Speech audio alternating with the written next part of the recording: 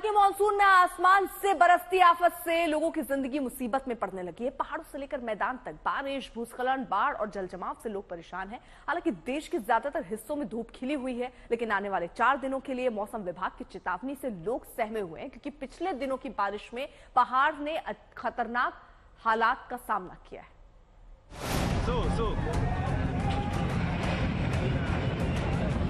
अरे भगदड़ मत करो। बीच पहाड़ में सड़क पर दर्जनों लोग फंसे हुए हैं और सामने पहाड़ धंस रहा है। एक तरफ धंसता पहाड़, दूसरी तरफ उतनी ही गहरी खाई और सामने मौजूद लोगों की ऐसी सूरत में क्या हालत होगी, जरा सोचा जा सकता है। उत्तराखंड में यह सिर्फ जोशीमठ की कहानी नहीं, दरअसल जबरदस्त बारिश के बाद ऐसे भूस्खलन पहाड़ में जगह जगह देखने को मिल रहे हैं।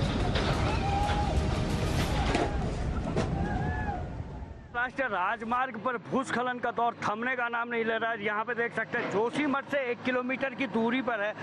यहाँ लगातार पहाड़ी दरक रही है। कल शाम को भी यहाँ पे मार्ग बंद हुआ था और हमने बताया था कि लगातार यहाँ पहाड़ी टूटने का सिलसिला जारी है। लंबी लाइनें बद्रीनाथ राष्ट्रीय राजमार्ग पर देखने को मिल रहा है। इस तरफ देखें तो यहाँ पे बड़ी संख्या में श्रद्धालु जो तीर्थ यात्री हैं वो यहाँ फंसे हुए हैं। मार्ग पे एसडीआरएफ, पुलिस, बीआरओ हर कोई यहाँ पे तैनात है ताकि मार्ग को किसी भी तरह से खोला जाए। अगर उस तरफ की बात करें बद्रीनाथ धाम और हेमकुंड साहिब जाने की जो लंबी लाइन है वो भी 2 से 3 किलोमीटर तक पहुँच चुकी है। और पहाड़ी का सिलसिला इस कदर यहाँ पे है कि लगातार भूस्खलन हो रहा है। ऐसे में लगातार पहाड़ी टूट रही है।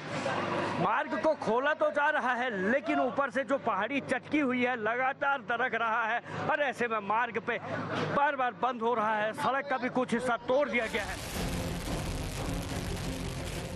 पुलिस प्रशासन, बीआरओ, आपदा राहत बचाव की टीमें लगातार इन मुसीबतों को दूर करने में जुटी हुई हैं। लेकिन 4 धाम यात्रा के लिए आने वाले यात्रियों की तादाद इतनी होती है कि 1 घंटे के लिए भी मार्ग बाधित होने पर लंबा जाम लगने लगता है। ये सुबह थोड़ा सा मलबा नीचे आया था, उसके बाद हमने क्लियर कर दिया था ऑलमोस्ट 10 बजे के आसपास, लेकिन ये पूरा पहाड़ जो आप देख सकते हैं नीचे खिसक गया है। इसमें अभी हमने दोनों तरफ से मशीन्स लगवा दी है अपनी, उधर से भी है, इधर से भी रॉक ब्रेकर है और नीचे से भी और मशीन्स आ रही हैं। बाकी थोड़ा रास्ता बन जाए, इसकी ब्लास्टिंग हम करने का प्लान है। बड़ा पत्थर है, तो जैसे ये कंप्लीट हो जाएगा हमारा प्लान है आज रात को लेट नाइट काम करके इसको ओपन करेंगे। कल वोटिंग भी है, थोड़ा उसके लिए भी जल्दी खोलने की हमारा प्रयास रहेगा। ऐसी सूरत में जब लगातार भूस्खलन से बद्रीनाथ राष्ट्रीय राजमार्ग बंद हो गए और उपचुनाव के लिए चुनाव कर्मियों को बूथ तक पहुंचना था, तो उन्हें जंगलों और पहाड़ों में पगडंडियों के रास्ते अपने मुकाम तक पहुंचना पड़ा। गाड़ी वहाँ तक आए, यहाँ तक क्या करना है, 27-2.5 से इधर जा रहे हैं। वो सरकार जैसे कल क्या क्या करता है, वोट देने जा रहे हैं, वोट देने जा रहे हैं। तो अभी हम 5 किलोमीटर तक वो चल गए। बड़ी दिक्कतें हो रही हैं। हालांकि इसमें हम शासन को भी वो नहीं देते हैं, प्रशासन को दोस्त को, कि प्राकृतिक आपदा आ गई तो इसमें दोस्त दे सकते हैं। 8 बजे चमोली से चला हूँ और अब जाकर के 4 बज चुका है और अब जाके मैं यहाँ तहसील जोशीमठ में पहुँचा हूँ। लगभग 3 से लेकर के 4 किलोमीटर हम पैदल चल के आ रहे हैं।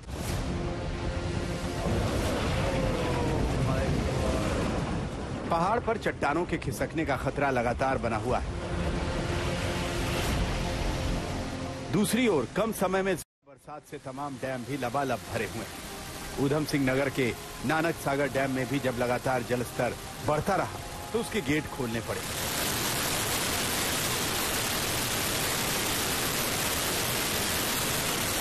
हालात ये है कि जबरदस्त बारिश के कारण नीचे के पूरे रिहायशी कॉलोनी में जल जमाव हो चुका है। हालांकि बारिश बंद होने से लोगों को राहत मिली है, लेकिन मौसम विभाग ने अगले 4 दिनों में फिर जोरदार बारिश का अलर्ट जारी किया है। उत्तराखंड के ही हल्द्वानी में भी जोरदार बारिश के कारण रिहायशी कॉलोनियां पानी से डूबी दिखी। स्थानीय प्रशासन के सामने पहली चुनौती बाढ़ का पानी निकालने की है और जिन लोगों के घर बाढ़ के कारण टूट गए हैं उन्हें राहत के लिए मुआवजे भी बांटे जा रहे हैं। उत्तराखंड के सीएम पुष्कर सिंह धामी खुद बाढ़ में हुए नुकसान का जायजा लेने के लिए कुमायूं मंडल में हल्द्वानी, बनबसा, टनकपुर, सितारगंज, खटीमा और अन्य प्रभावित क्षेत्रों का हवाई सर्वेक्षण कर रहे हैं। बारिश और बाढ़ के कारण हुए हादसे में खटीमा से लेकर सितारगंज के इलाकों में अब तक कई लोगों की मौत हुई। उधर उधम सिंह नगर के पचोरिया इलाके में आई बाढ़ से हुई बर्बादी की तस्वीरें अब सामने आने लगी। जोशीमठ से कमल नयन सिलोड़ी के साथ आज तक ब्यूरो। तो मानसून के सीजन में पहाड़ों पर तो वैसे भी दोहरी मुसीबत पड़ती है। एक तो बारिश और फ्लैश फ्लड तक का सामना लोगों को करना पड़ता है, दूसरी तरफ धंसती जमीन, गिरती चट्टानें मुसीबत को दोगुना कर देती है। लेकिन पहाड़ों के अलावा मैदानी इलाकों में भी बारिश और बाढ़ का कहर मामूली नहीं है। आपको उत्तर प्रदेश के हालात जरा दिखाते हैं।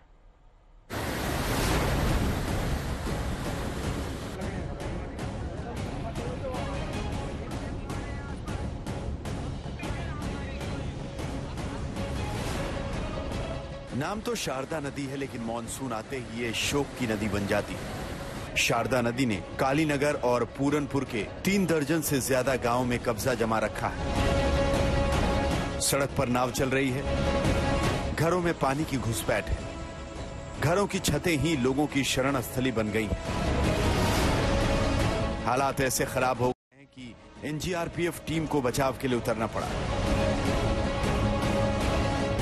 1, 2, 3, 4, 5 ये आंकड़ा काफी बड़ा है। करीब 1400 लोगों को एनडीआरएफ ने सुरक्षित बाहर निकाला है। पीलीभीत में कई लोगों को एयरलिफ्ट करके पानी से बाहर निकाला गया। तस्वीरें देखिए, पूरनपुर के निचले इलाके में पानी भर गया है। इसके बावजूद भी लोग अपनी जान जोखिम में डालकर कार से निकलने का प्रयास कर रहे हैं। देखिए किस तरह से ये कार पूरे तरीके से पानी में डूब गई है और लोग बड़ी मशक्कत कर कार को पानी से बाहर निकाल रहे हैं।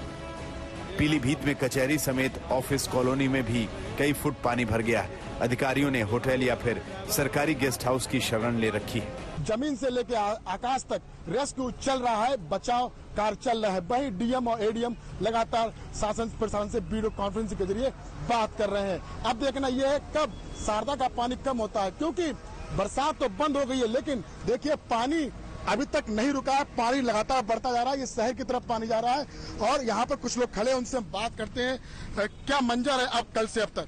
अब तक मंजर ये है भाई साहब कि शहर का पानी जो है लगातार बढ़ता जा रहा है। ऊपर से तो बारिश रुकी हुई है, यहाँ का पानी जो है लगातार बढ़ता जा रहा है, जिसका निकास न होने के कारण जल भराव है। यहाँ की जो पब्लिक है वो अपने घर छोड़ चुकी है, उनके रहने की कोई व्यवस्था नहीं की गई है प्रशासन के द्वारा।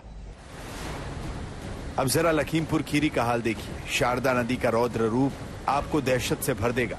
उत्तराखंड और नेपाल के पहाड़ों पर हो रही लगातार बारिश के चलते बनबसा बैराज से शारदा नदी में छोड़े गए करीब 2,44,000 क्यूसेक पानी ने लखीमपुर को लथपथ कर दिया है। मैलानी से पलिया को जोड़ने वाले रेल रूट पर अटरिया गांव के करीब रेलवे ट्रैक का हाल देखिए। तेज रफ्तार पानी ने इस पुल की नींव हिला दी है। मिट्टी पानी से बह गई और ये पुल हवा में लटक गया है। रेल ट्रैक का ये है कि उसके ट्रैक के नीचे से पानी का बहाव बहुत तेज है। नीचे थोड़ा मिट्टी का खटान हुआ है, वहाँ भी टीम लगी हुई है। और एहतियातन जो है आवागमन जो ट्रेन का है उसको अभी बंद किया गया। और एक तस्वीर कन्नौज की भी देखिए, कैसे नदी की तेज धार ने सड़क को 2 हिस्से में काट कर रख दिया है। आज तक ब्यूरो।